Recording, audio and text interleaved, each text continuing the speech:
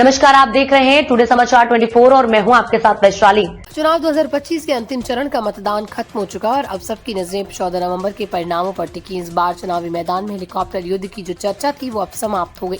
राजनीतिक दलों ने हवाई यात्रा के मुकाबले में जबरदस्त रफ्तार दिखाई, लेकिन इस बार ट्रैक्टर की गति ने सभी को चौंका दिया। खासकर राजद नेता तेजस्वी यादव ने अपने अभियान में हेलीकॉप्टर के साथ साथ ट्रैक्टर को भी शानदार इस्तेमाल किया, जिससे वो सबसे अधिक चर्चा में। इस वीडियो में हम विस्तार से बताएंगे कि बिहार के चुनावी रण में हेलीकॉप्टर युद्ध कैसा रहा, कौन कौन से राजनीतिक दलों ने किस तरह की रणनीति अपनाई और अब जनता का फैसला क्या हो सकता है। पहले चरणों में बिहार में राजनीतिक दलों द्वारा चुनाव प्रचार के दौरान हेलीकॉप्टर का इस्तेमाल खूब देखा गया। ये माना जाता था कि हेलीकॉप्टर यात्रा चुनावी प्रचार में तेजी लाने और महत्वपूर्ण जगहों पर पहुंचने का सबसे असरदार जरिया है, लेकिन इस बार कई जिलों में हेलीकॉप्टर के बजाय ट्रैक्टर का भी खूब इस्तेमाल हुआ। खासकर ग्रामीण और छोटे शहरों में ट्रैक्टर रैलियों ने जोर पकड़ा, जिससे लोगों तक संदेश सीधे पहुंचा। तेजस्वी यादव ने अपने प्रचार अभियान में हेलीकॉप्टर उड़ाने के साथ साथ ट्रैक्टर रैलियों का बड़े पैमाने पर आयोजन किया, जिससे उनकी लोकप्रियता और बढ़ी।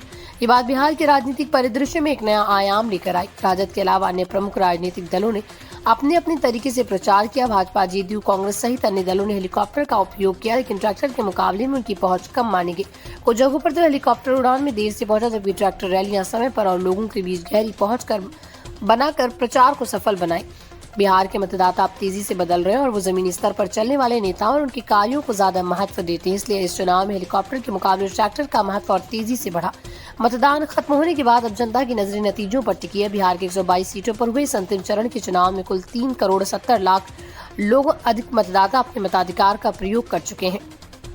चुनाव आयोग और सुरक्षा बलों ने पूरे राज्य में व्यापक सुरक्षा इंतजाम किए थे ताकि मतदान निष्पक्ष और शांतिपूर्ण रहे। अब 14 नवंबर को ही पता चलेगा कि कौन सा राजनीतिक दल और उम्मीदवार इस हेलीकॉप्टर युद्ध और ट्रैक्टर रैलियों के बीच जनता का मन जीत पाएगा। क्या तेजस्वी यादव की रणनीति उन्हें सफलता दिलाएगी या फिर कोई और दल बाजी मार लेगा? ये चुनाव के नतीजे बताएंगे। अंत में कहा जा सकता है कि बिहार चुनाव 2025 में हेलीकॉप्टर युद्ध खत्म तो हो गया, लेकिन उसके साथ ही जमीनी स्तर पर नेताओं की मेहनत और जनसंपर्क की भूमिका और भी महत्वपूर्ण हो गई। अब जनता ही तय करेगी कि इसकी उड़ान हवा में नहीं बल्कि जमीन पर मजबूत थी। इस चुनाव ने यह भी दिखा दिया कि बिहार के मतदाता आधुनिक तकनीक के साथ साथ परंपरागत और जमीनी संपर्क को भी उतना ही अहमियत देते हैं। हम सभी को 14 नवंबर के नतीजों का इंतजार है, जो बिहार की नई राजनीति की दिशा तय करेगा।